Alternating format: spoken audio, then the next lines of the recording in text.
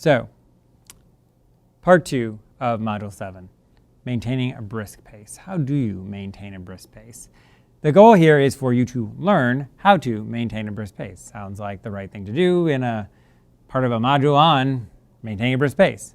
So let's talk about this in the context of the DBI model. As you know, we're talking about the use of explicit instruction as an intervention adaptation as part of the taxonomy.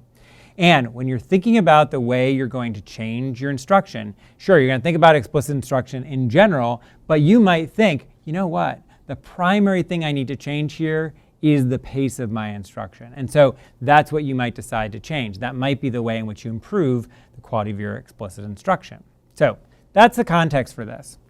What we want you to do, the checklist here for maintaining a brisk pace, is relatively simple. You move on when students are ready and use the other supporting practices. I can't stress enough the importance of moving on when students are ready.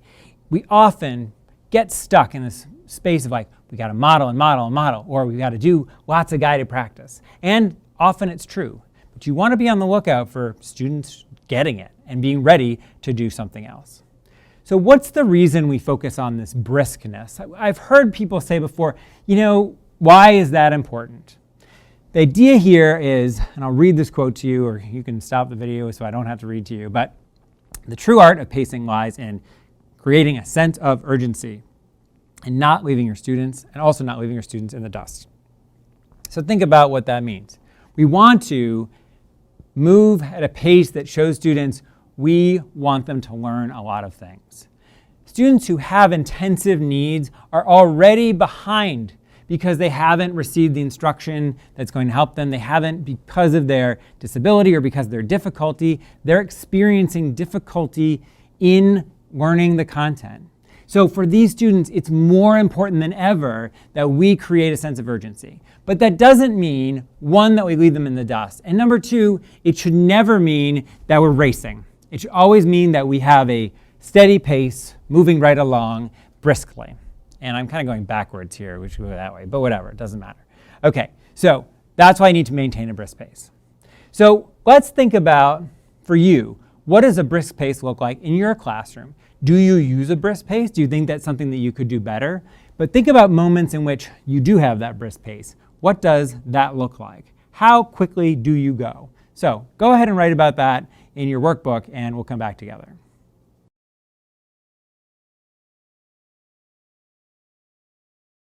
I'll just mention for me what a brisk pace looks like.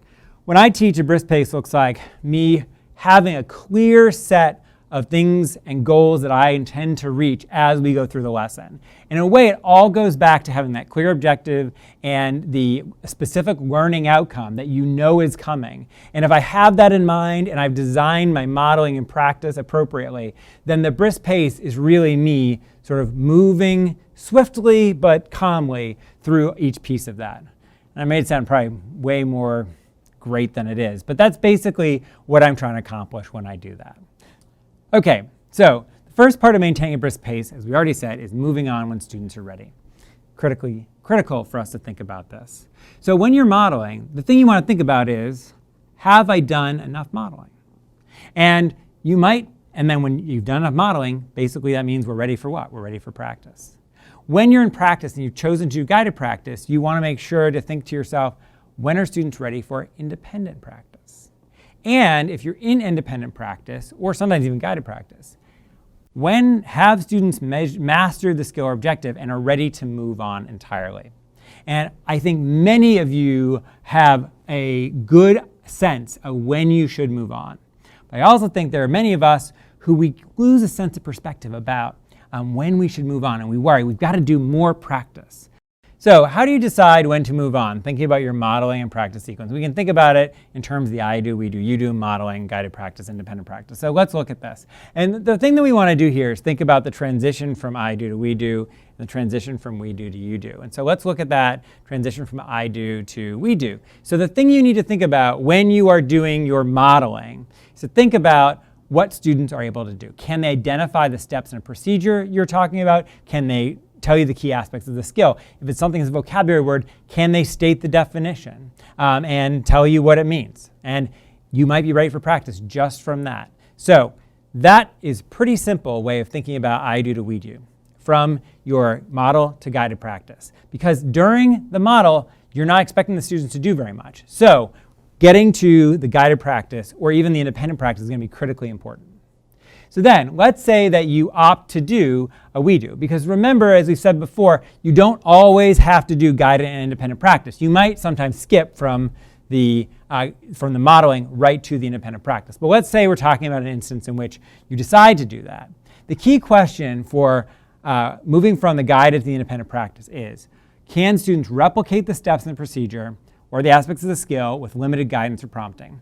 As you remember, if you completed Module 5, the whole piece about guided practice is that students are getting prompting, right? In guided practice, students are not being asked to do things on their own. But you can, as they go through it and get better at it, you can reduce the amount of guidance and prompting that you provide to students. And as a result, they are going to develop more independence. Once you see that they need limited guidance or prompting, you can transition right into the you do. And then I'll add here, even though it's not on the slide, you also have a point where you need to decide from you do to the end of the lesson. When is it that we've learned enough, the students are proficient enough, we don't even need to teach this anymore? They're ready for the next thing. They're ready for us to generalize. They're ready for us to ask higher order questions. They're ready for us to do the next part of the explicit instruction sequence. And the key here is to think about the level of mastery.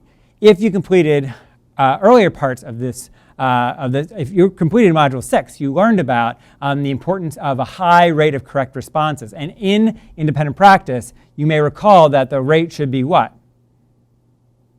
If you wrote 90 to 95% in your notes, then you're right. Because basically we want to have at that level of accuracy. And if you're seeing that level of accuracy, great. They're ready for the next thing. They're ready for you to move on and do the next thing.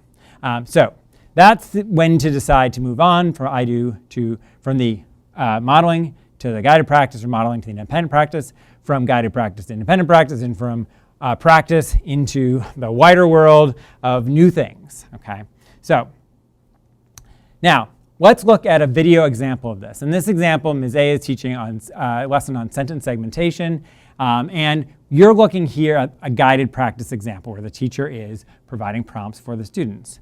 The goal here is to decide whether or not students are ready to move on to independent practice, and for you to explain why you think that or why not, and look back at the criteria that we just established for how to make that decision.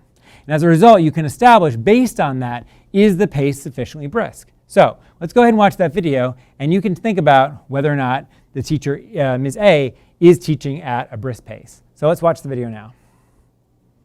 So we are going to work on segments and sentences. That's where we're going to break a sentence up so that we can hear all of the words. So we're going to first say the sentence with me. Then we're going to count the words in the sentence. Then we map the sentence out.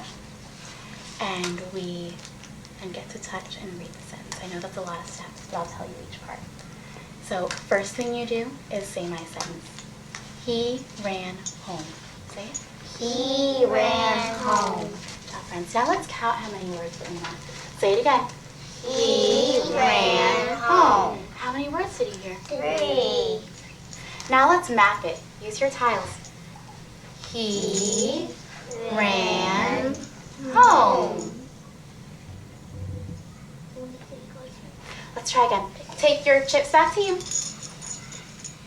And when you say a word, you're going to push them up, and we're going to put them all in a line.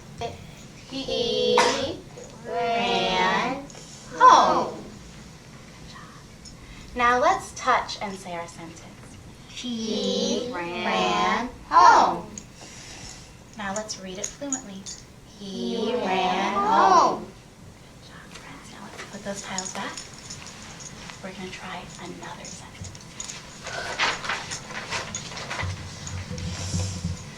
Listen to my sentence. Dogs chase cats. Say it. Dogs chase cats. Now let's count how many words were in that. Let's count. Dogs chase cats. How many words did you count?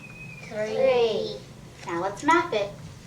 Dogs chase cats. Nice job. I see your 3 tiles out in front. Make a line with them. just like a sentence with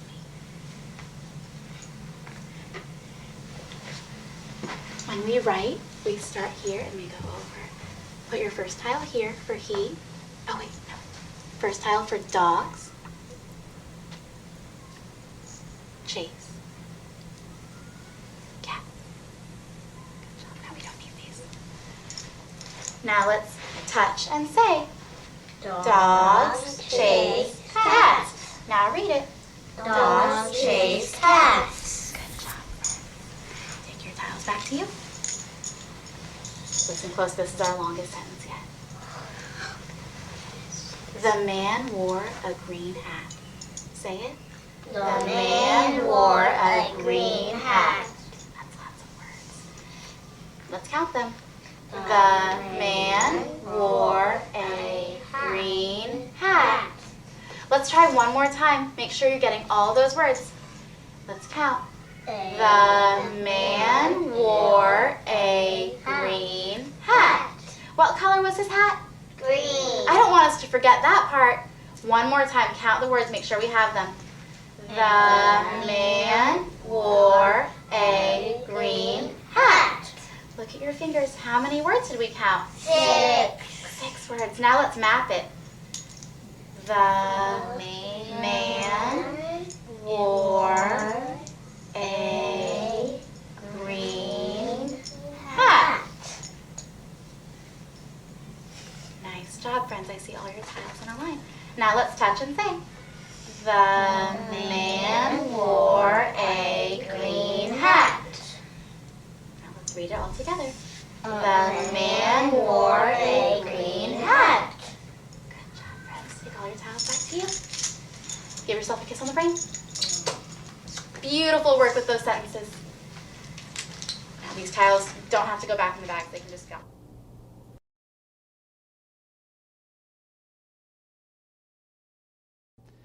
So now we've had an opportunity to look at this lesson.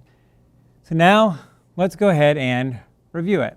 So before we do that, I hope you've had an opportunity now. You paused the video and you had an opportunity to write in your workbook about this. And now let's have a conversation about it. So if you haven't written the workbook, pause and go do that. So now we can have a conversation together in a sense, or at least you can listen to what I think and tell me if you disagree in sort of an abstract kind of way. Don't yell at the computer screen, but you get the idea. So in this example, Ms. A is doing a lot of guided practice here, and it's entirely guided practice. She doesn't have them do anything independent. And the question is whether or not they are ready to move to independent practice. And what do you think about that? Well, I'll tell you what I think. I think it's tricky. And the reason it's a little bit tricky is that Colin, as you saw, had a little bit of difficulty, for example, remembering the green in the sentence. That said, Ms. A goes over each of the sentences many, many times. And she started off with 3-word sentences, all of which the students got, and even Colin, who struggles more than the other students. And so it's pretty clear to me that she could have moved more quickly into the longer sentences like the one involving the green hat.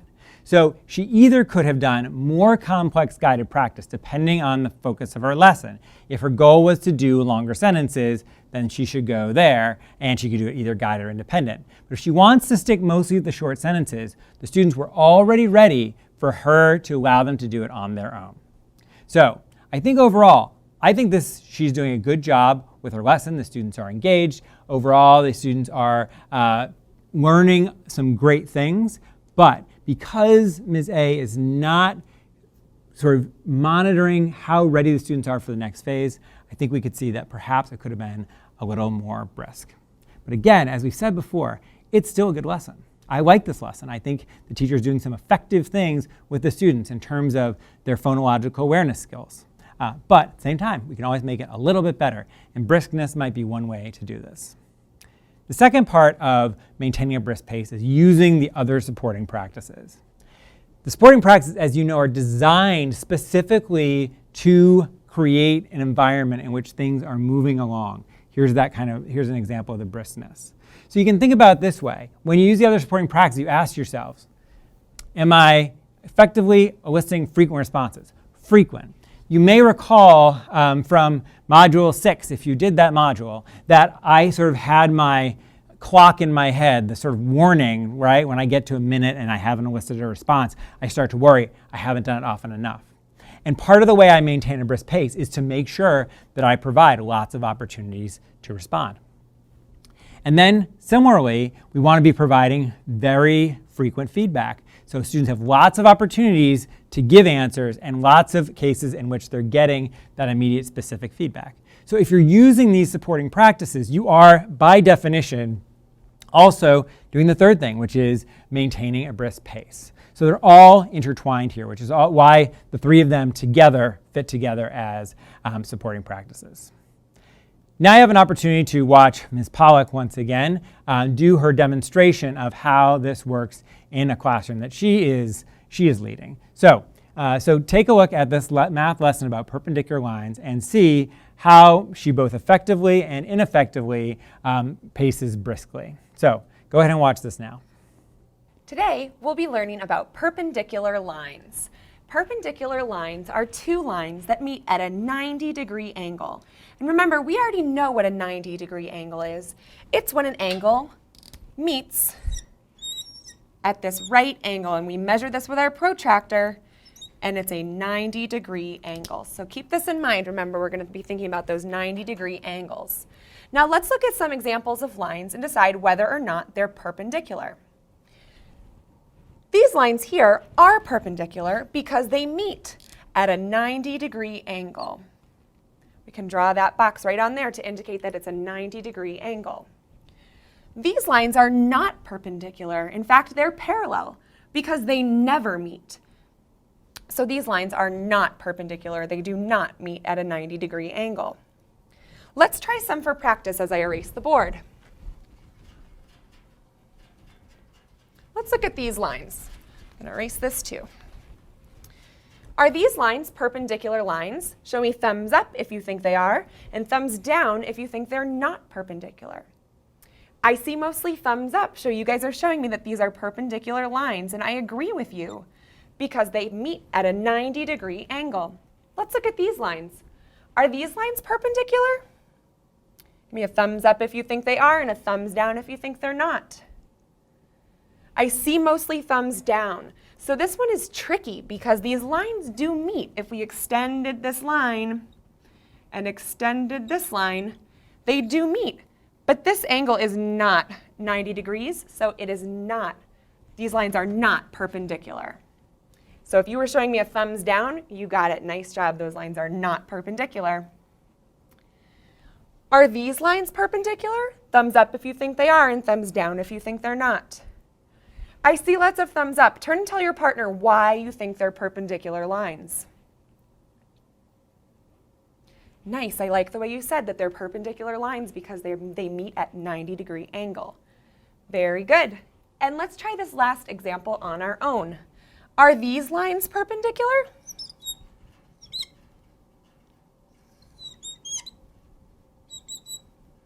Go ahead and write on your whiteboard whether or not you think these lines are perpendicular.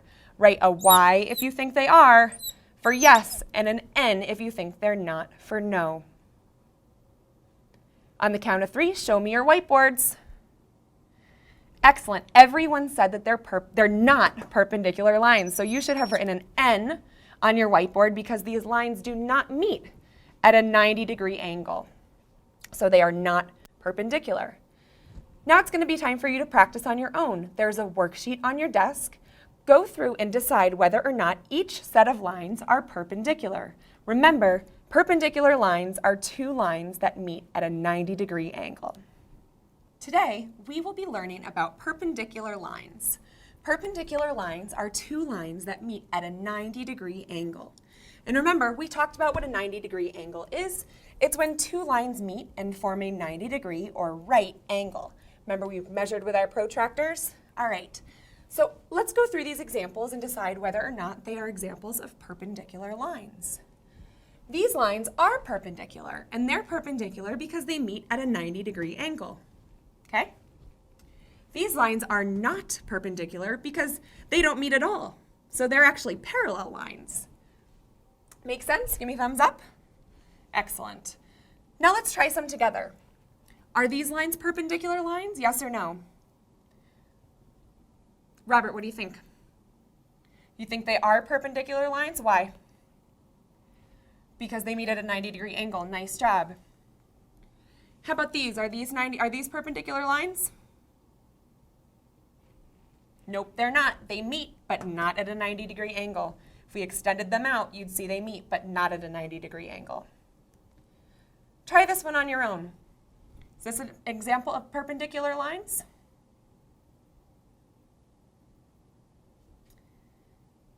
Give me a thumbs up if you think they are and a thumbs down if you think they're not.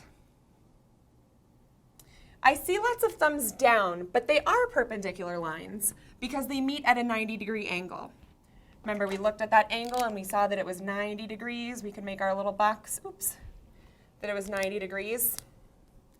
All right, it looks like we need a little bit more practice with this, so why don't you take out the worksheet that I've given you and work on it independently, and I'll collect it and see how we did.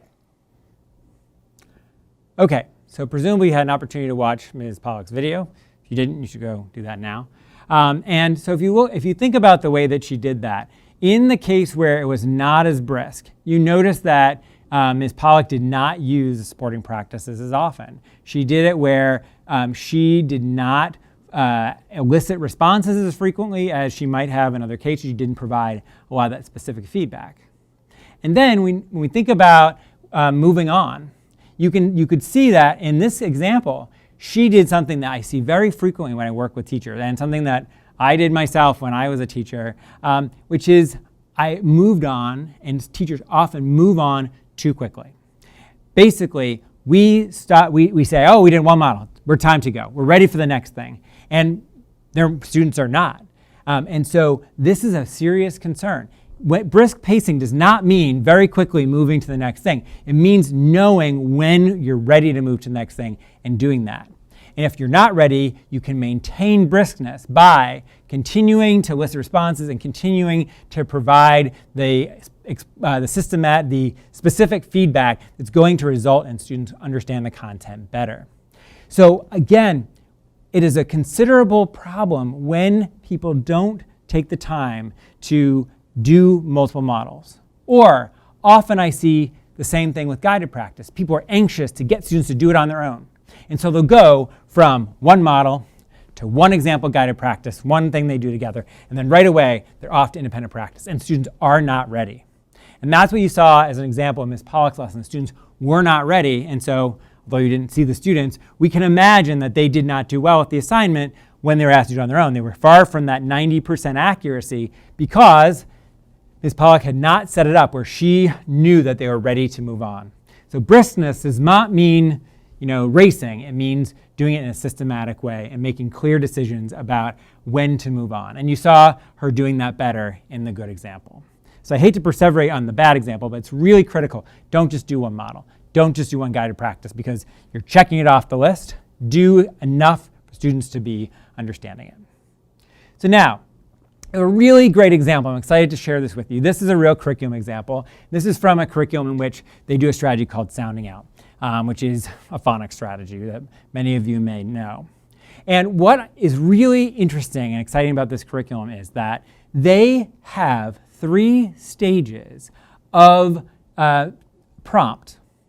They have 3 ways that they ask the teacher to do things with the student. And it's amazing and wonderful because they map exactly onto the phases of our model. So here, there is a model.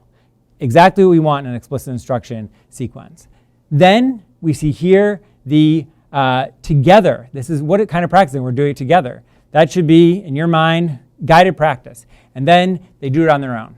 So literally built into the curriculum are the 3 parts of this. The modeling and then the 2 types of practice are built into this. So then how does that play out in the lessons? There are very few curricula that do this in this way. But this is a research-based program. What the researchers have done and what is incorporated into the program is guidance about which of these stages to use.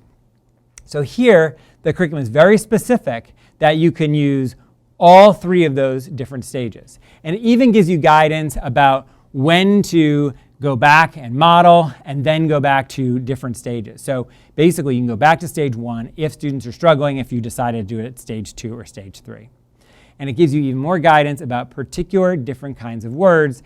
And you can see, for example, with the can, for example, they have this blending with the stop sound where they go can, so they go right from the k into the a. That's part of the system that this program has, and it's a hard thing for students to learn to do because they're immediately moving into the vowel sound. So the program calls for can to be done with 1, 2, or 3, whereas sick, which is a simpler example, only requires, in the judgment of the authors, to be stage 2 or stage 3. They're going to do it together, or the students are just going to do it on their own. But not so for cat and for can, where that's more complicated. And finally, you see here at the bottom, there's no guidance whatsoever, or there's no teacher and student. It's all student. And why? You can get a clear sense of this when you look at these words. What do you notice? They're all very short, simple words where you have a continuous sound, me, and so it's easy for students to do that. They've almost certainly practiced that for a while, and the curriculum gives clear guidance about when to do that. So it's very specific about when to make those transitions, and it's strategic in how the curriculum is actually set up for the teachers. In general, a strategy for doing it, but also some flexibility in terms of doing it different ways depending on the students. So literally built into this are ways to maintain that brisk pace. And you can also see in this curriculum that the explicit instruction practices, the supporting practices of frequent responses and immediate feedback are also built in. I've already showed you another example from this curriculum of that specific feedback, and you can see that there are lots of eliciting of responses happening here, and I can tell you from reading the rest of the curriculum, that is true throughout the curriculum. So now, in your workbook, you have another curriculum example to evaluate, and your task here is to decide whether or not this is going to set the student up for maintaining set the teacher up for maintaining the brisk pace. And this is very valuable and important because, as you know, a big component of our work is to think about, even in the case where we have a program, how can we adapt it to make it better, to make it more explicit, to increase the quality of the instruction so that students will respond better. That's the whole purpose of this of these modules. So with that in mind, look at this curriculum example and decide, what do you think?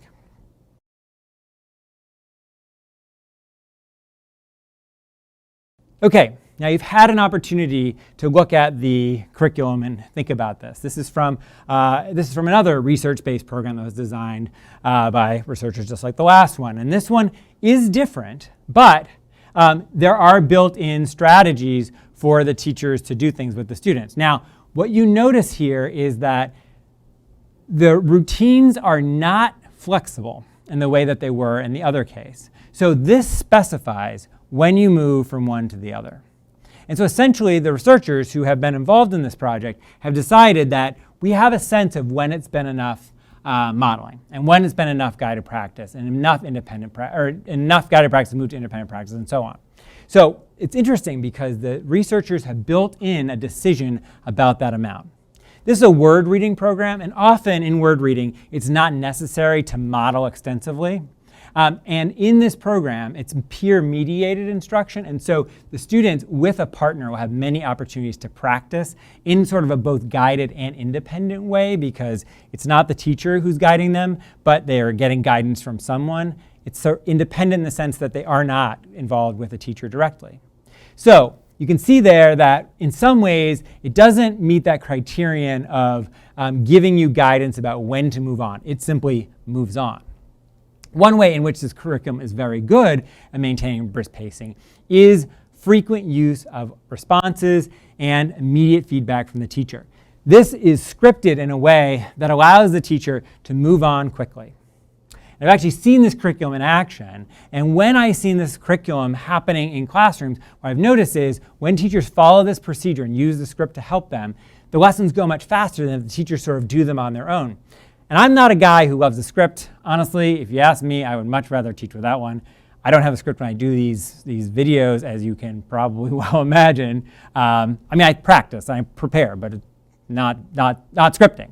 But I still find when I'm teaching a program like this, I actually do rely on the script, and I encourage others to rely on the script. Not because it's the best stuff ever written, but because it gives you a guide to help you maintain a brisk pace. And that's often what happens in that case. So we've now looked at some great curriculum examples. Now let's look at a real video example, and based on our criteria for what it means to maintain a brisk pace, which is knowing when to move on and using the other supporting practices, let's think about whether or not Ms. CG maintains a brisk pace. So let's go ahead and watch her video now. We're going to spell some words that are made up of sounds that we've already learned, and you're going to use your sound box and your letters to do that. So when we're working, first we're going to say the word, then we're going to stretch the word holding up one finger for each sound, then we're going to move the letters into the sound boxes for each sound. We'll touch each letter, and then we'll read the word. Some of the words will only have 3 sounds, so we'll just leave the last one blank. Okay? So watch my example and listen. The first word I'm going to do is dug. The excavator dug a hole at the construction site. So first I'm going to say it, dug. Then I'm going to do it with my fingers, ug. Then I'm going to move it, you just watch, ug. I'll touch the letters as I make the sounds, ug. And then when I read the whole word, I'll do my finger under it, dug. Okay? You can still just watch. Now I'm going to change one letter to change dug to dig. So look at my letters here. Raise your hand if you can tell me, what letter do you think I should change to make dug turn into dig? Grace? Change the U into an I. Okay, so I'm going to take the U away and put the I in the middle. So let's all say dig. Dig. Let's sound it. Dig. Now say the sounds as I touch it. Dig. And now let's say the whole word. Dig. Good. So now it's going to be your turn. We're going to start with a new word. I'm going to put mine away. Your first word is mud. So say mud. Mud. Like the pigs rolled in the mud to stay cool. So let's stretch it out. Let's do it one more time with our fingers. Now you move the letters to make the word mud.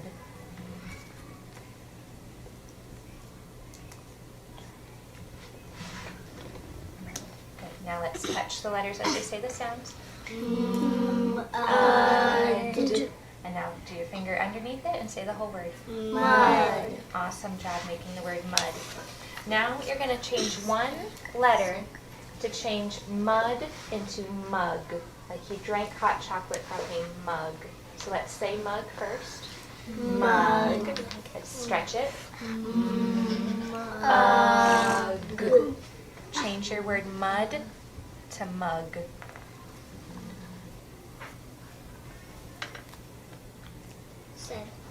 Good job. So who can tell me what letter they had to change to make mud to mug? Deviki? I'll move the D to a G. Good. So now let's touch the sounds and say them at the same time. Ready? Mug. And read the whole word? Mug. Now we are going to change mug to mugs. There were 4 mugs of hot chocolate on the table. So let's say the word first. Mugs. Let's stretch it. Mug. Make the word mugs. Good. What did you have to do to make mug turn into mugs? Ebony? We had to put the S on it. Good. We already had mug, and then you had to change it to mug, so you put an S at the end. Okay, let's say each sound as we touch it. And read the whole word? Mugs. All right, so you just made the word mugs, and now we're going to do a challenge. Are you ready for a challenge? Yes. Okay. We're going to change mugs to rug. So let's say the word first. Rug. Now sound it. Rug. Now move your letters. Change mugs to rug.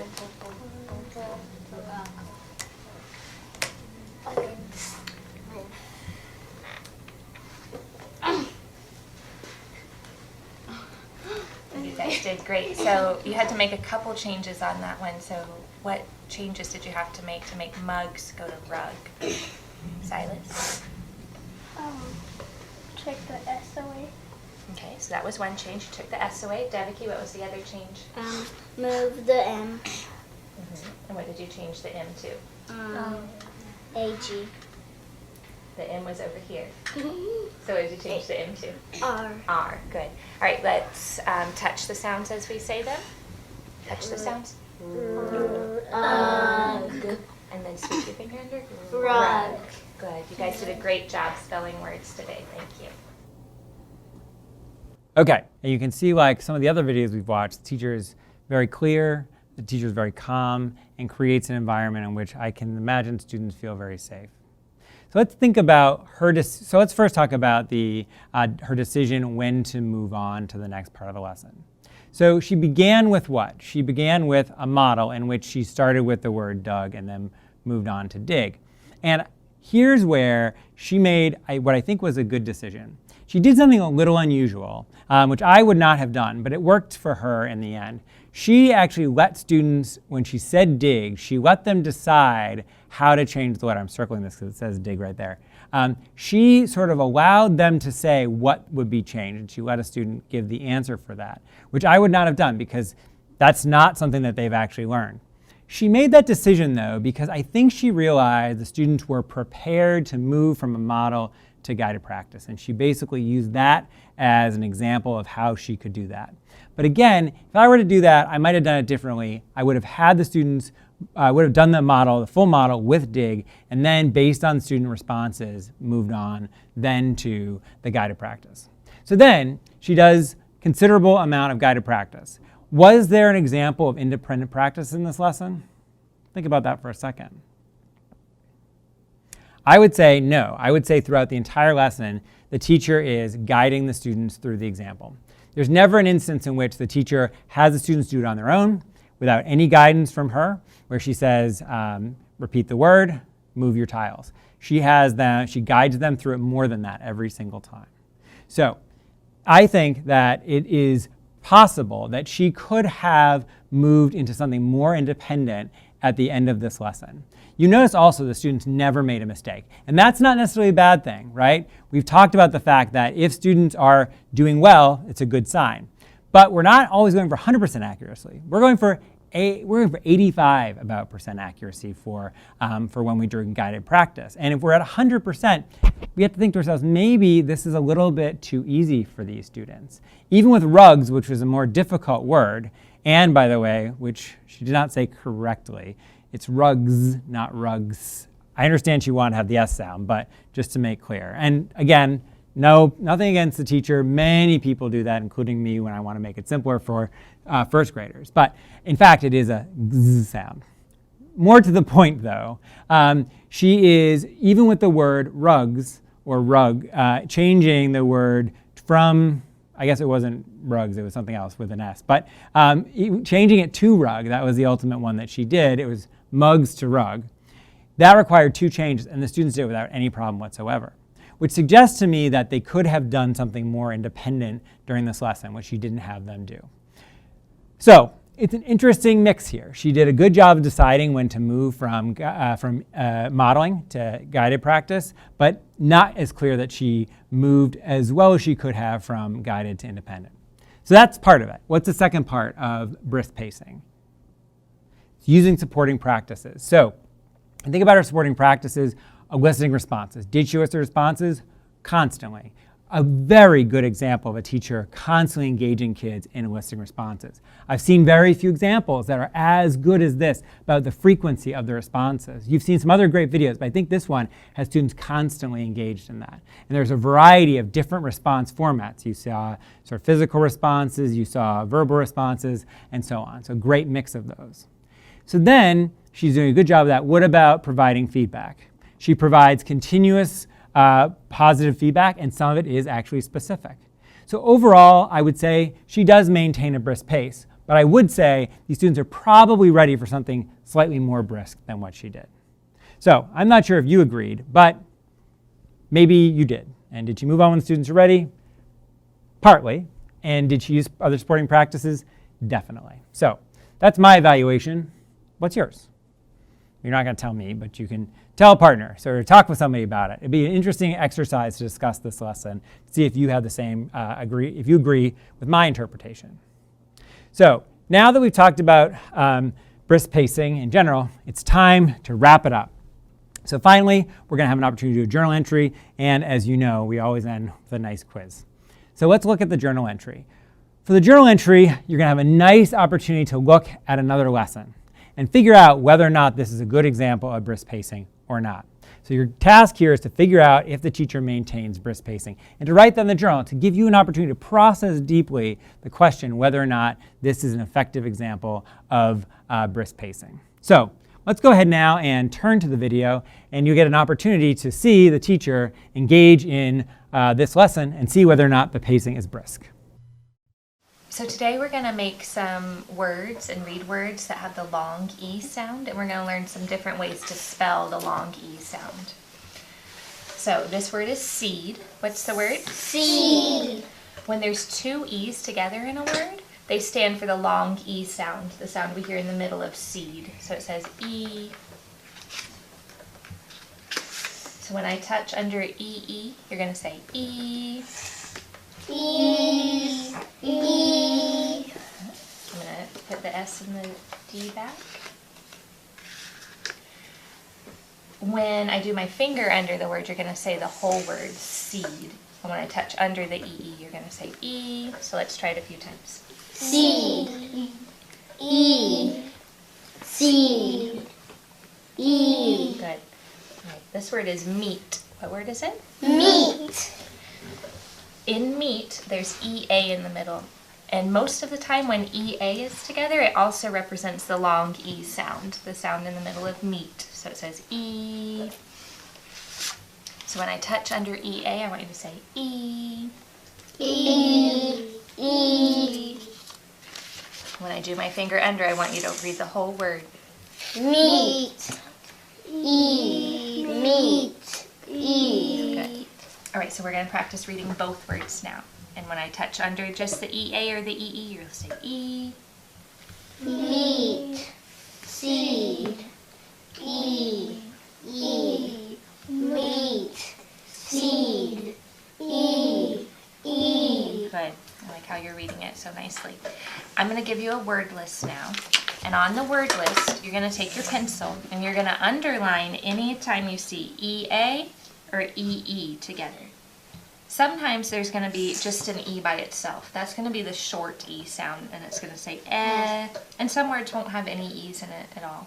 So just underline the EE or the EA for the long E sound. And you can practice reading the words in your head while you do that. And actually, could you say E every time you underline it? E. E. E. E.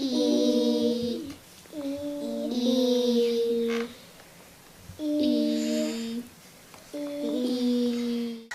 We're going to read the words together now. And we're going to sound it first, and then we'll read it. So we'll say eat, and then read meat. Okay, so let's start at the top, and we're going to go down the first column. You can point with your finger or with your pencil. So let's start at the first word. Ready? Eat. Meat.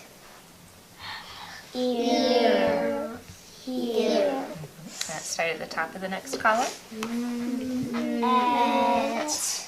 Met. EA says E, so try that one again. Sound it. Beak. Beak. At. Mat. Tree. Tree. Et. Bet. So you did a nice job of reading the words, and so now I'm going to give you a little story, and it's called Up in the Trees. And the first thing you're going to do is you're going to look through it and see what words you can find that have the EA or the EE. And you're going to underline them and read them as you do that, okay? Can you say the sound E when you underline it too? Mm-hmm.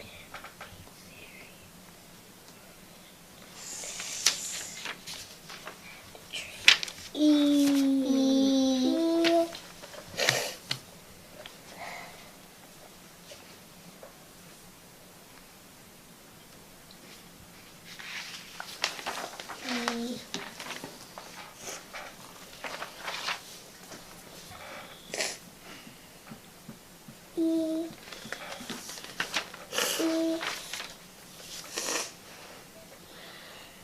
E.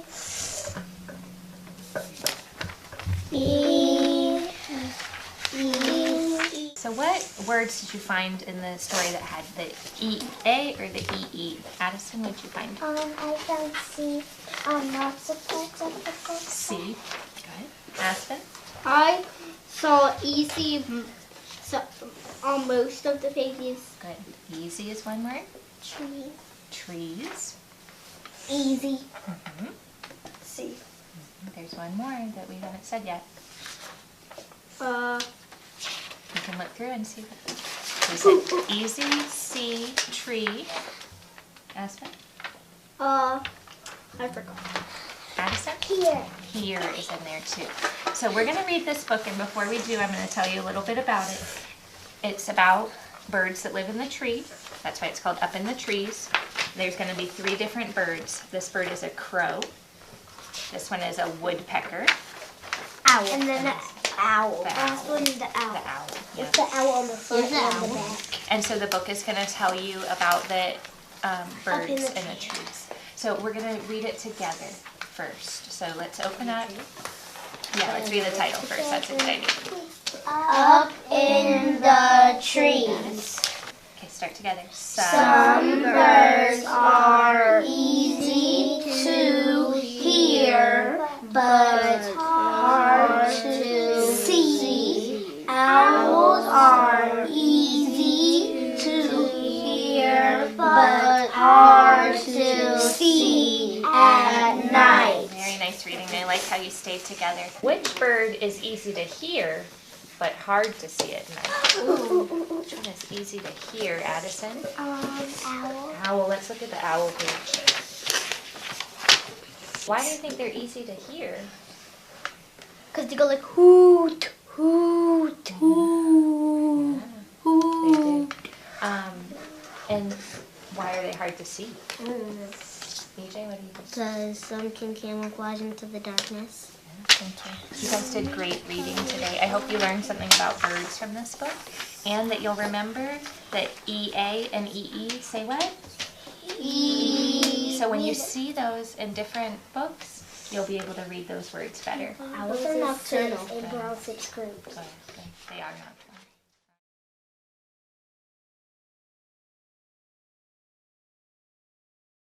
So, what'd you think? For my money, that was a great lesson. But let's talk about specifically what made that a great lesson. I think particularly in the moving on when students are ready, the teacher did an excellent job of moving between the phases. So you saw here, she modeled. You saw her then do several of them with her, and then you saw her move on to multiple types of independent practice, where ultimately then they underlined the vowel teams and read the words in a text that contained them. And then ultimately what you saw here is moving on even from that into an entirely new lesson where she's focusing on something different. So what she realized was the students were ready to move on entirely. They can take that skill with them. They can take the vowel team information with them, but now she's focusing on a different lesson entirely. She's doing a whole new explicit instruction sequence focusing on fluency. So it's very exciting to see because she's not just moving on within the lesson, but now you have an opportunity to see how a teacher moves on to something entirely new from one form of the practice to another lesson entirely. So a great example of that. The last thing to say is, does the teacher use other supporting practices? She certainly does lots of responses. She elicits response from students constantly. She has some great ways of having students practice on their own, and when she does it, they're ready for it. They have that high rate of correct responses that we want to see in students who are learning something new. Excellent job there. And as in most lessons, there's a variability in the use of the specific feedback, and it's often one of the most difficult things for people to do. I saw some instances of it, but that's something that if I were to focus more on this lesson, I would suggest maybe going a little bit further with. Overall, though, this is an excellent example of brisk pacing. And it didn't feel rushed, but you saw that in a short period of time, the students did many things. Of course, they cut it a little bit, but you can see in a very short lesson, the teacher was able to do many things and to do them quite well. So, a good example of brisk pacing. And I hope you enjoyed that opportunity to think about that. So, finally, the quiz. So, go ahead and take the quiz. Good luck. I hope you get to think about brisk pacing and have an opportunity to do it well. Then I'll come back with you and I will tell you what I think the answers are.